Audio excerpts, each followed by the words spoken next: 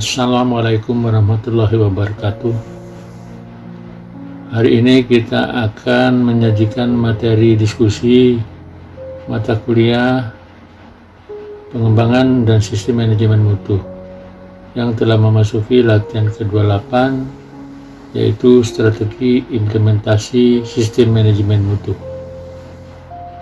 Dengan capaian pembelajaran yang diharapkan adalah mampu menjelaskan tentang strategi implementasi sistem manajemen mutu. Pada beberapa kasus organisasi yang sudah mendapatkan sertifikasi ISO 9001, seringkali mereka mendapatkan kesulitan dalam mempertahankan sistem manajemen mutu dan mengalami penurunan kinerja dalam waktu-waktu berikutnya. Ini memang terjadi pada beberapa organisasi, tapi beberapa yang lain sudah bisa menjalankan sistem manajemen mutu sesuai dengan yang diharapkan. Beberapa cara untuk meningkatkan implementasi ISO 9001, yang pertama yaitu berkomitmen untuk perbaikan. Dalam hal ini, setiap peningkatan sistem manajemen mutu penting bagi setiap orang dalam organisasi untuk berkomitmen, untuk mengidentifikasi apa saja permasalahan yang ada, mengevaluasi efisiensi dan efektivitas proses dan menerapkan ide-ide yang lebih baik dan ditingkatkan. Dalam hal ini, manajemen harus menjadi pihak pertama untuk membuat komitmen, dan jika manajemen yang memulai, maka semua orang akan mengikuti. Pengertian komitmen sendiri adalah tindakan untuk melakukan sesuatu. Jadi komitmen adalah suatu sikap yang menunjukkan sejauh mana seseorang mengetahui, mengenal, serta mau terkait terhadap organisasinya. Komitmen adalah rasa keterlibatan, loyalitas, dan identifikasi yang dinyatakan oleh seseorang terhadap organisasinya. Tahap berikutnya adalah analisa dan lakukan penilaian sistem manajemen mutu saat ini. Jadi dalam hal ini organisasi perlu melihat lebih dekat pada praktek mereka saat ini untuk mengidentifikasi kesenjangan antara apa yang sedang dilakukan dan apa yang harus dilakukan. Hal ini dapat dicapai dengan melakukan wawancara dengan pekerja di titik kontrol kritis, titik-titik yang krusial atau titik-titik penting, meninjau prosedur dan catatan dan mengamati bagaimana proses yang terjadi.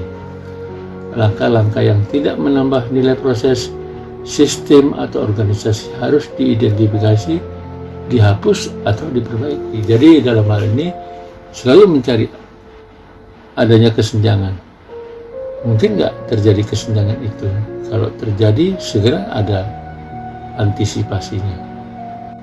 Berikutnya adalah sertakan semua orang dalam program pelatihan.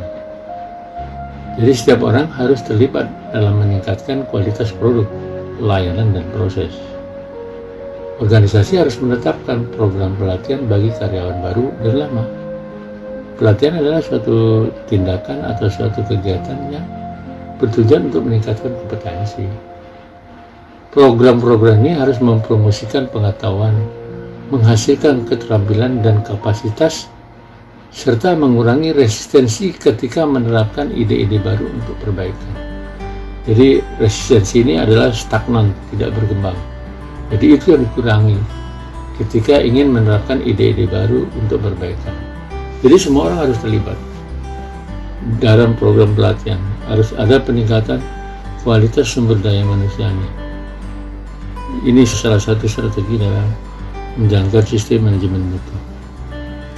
Sehingga pada akhirnya akan dihasilkan tenaga-tenaga yang kompeten, yang mampu menjalankan serta mengawasi jalannya proses organisasi. Tentukan tujuan dan sasaran yang jelas dan pastikan semua orang mengetahuinya. Artinya seluruh orang yang terlibat dalam proses produksi harus bisa mengetahui apa sih tujuan dan sasaran organisasi, sehingga apa yang mereka kerjakan itu lebih fokus. Karena kalau tidak akan mengganggu kinerja yang lain, sehingga akan menyebabkan tujuan dan sasaran organisasi tidak akan tercapai. Jadi dalam hal ini harus banyak waktu yang digunakan untuk memastikan bahwa semua orang tahu tujuan daripada organisasi, bagaimana mereka akan mencapainya, bagaimana mereka mengukurnya dan mengevaluasi secara berkala untuk mengetahui seberapa jarak organisasi saat ini dengan tujuan yang akan dicapai. Jadi posisi kita sekarang ada di mana dan yang akan dicapai posisinya di mana. Apakah masih jauh?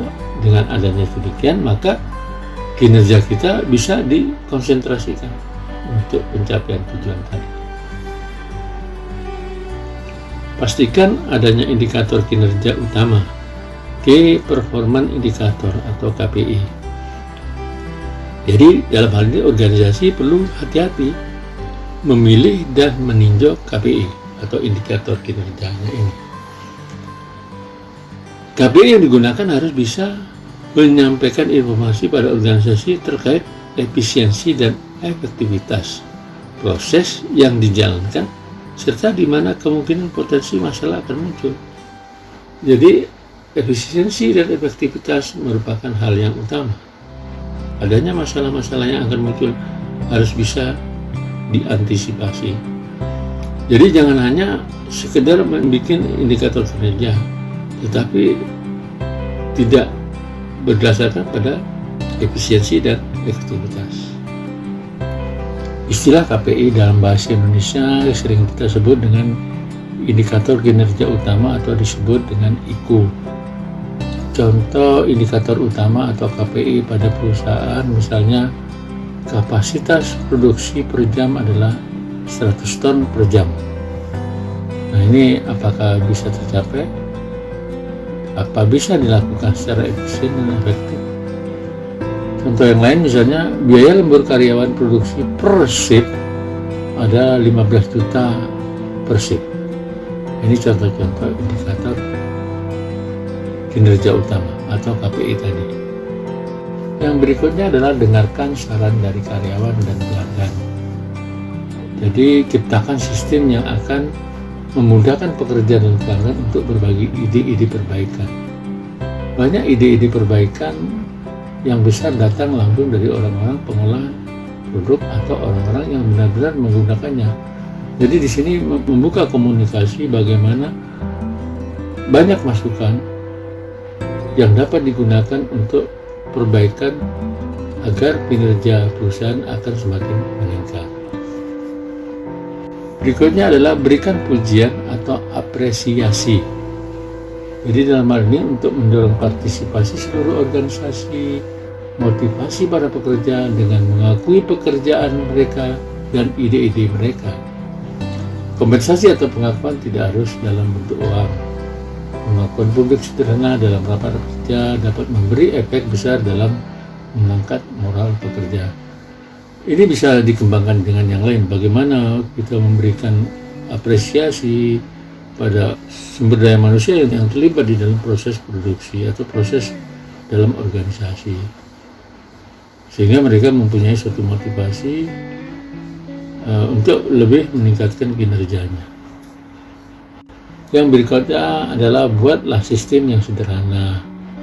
Sebuah sistem manajemen mutu yang sangat kompleks dan banyak dokumen belum tentu yang terbaik. Bisa jadi dengan adanya dokumen dan prosedur yang panjang dan rumit malah tidak akan pernah digunakan. Lakukan evaluasi sistem dan pastikan bahwa sistem tersebut logis dan sesederhana mungkin. Berikutnya adalah buatlah grup kualitas atau komunitas mutu.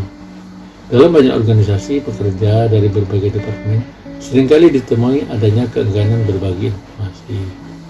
Dengan mengumpulkan orang-orang yang berbeda dalam satu wadah akan memunculkan evaluasi proses rekomendasi perbaikan, dan komunikasi yang efektif antar departemen. Jadi perlu ada komunitas, bagaimana membangun suatu komunikasi agar mendapatkan ide-ide baru untuk memperbaiki sistem yang ada.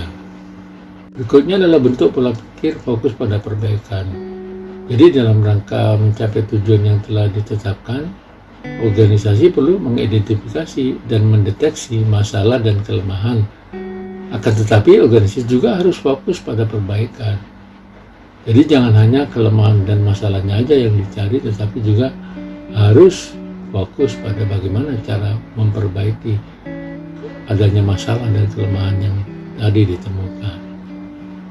Demikian tadi 10 pendekatan untuk mengantisipasi permasalahan yang muncul dalam implementasi ISO 9001. Namun demikian, perusahaan bisa mengembangkan dengan cara yang lain yang memungkinkan untuk dilaksanakan. Yang penting bagaimana implementasi ISO 9001 dapat berjalan lancar dan berkesinambungan, sehingga apa yang diharapkan, apa yang ditargetkan di dalam kebijakan dan sasaran mutu bisa berjalan sesuai dengan yang diinginkan. Demikian saja penyampaian materi latihan 28 strategi implementasi sistem manajemen mutu. Mudah-mudahan saudara-saudara sekalian bisa paham dan bisa mengerti. Namun demikian, apabila tidak memahami atau masih banyak pertanyaan-pertanyaan, silakan ajukan melalui media yang sudah kita tetapkan, dan jangan lupa untuk menyelesaikan tugas-tugas yang ada di buku kerja praktek mahasiswa. Demikian saja. Assalamualaikum warahmatullahi wabarakatuh.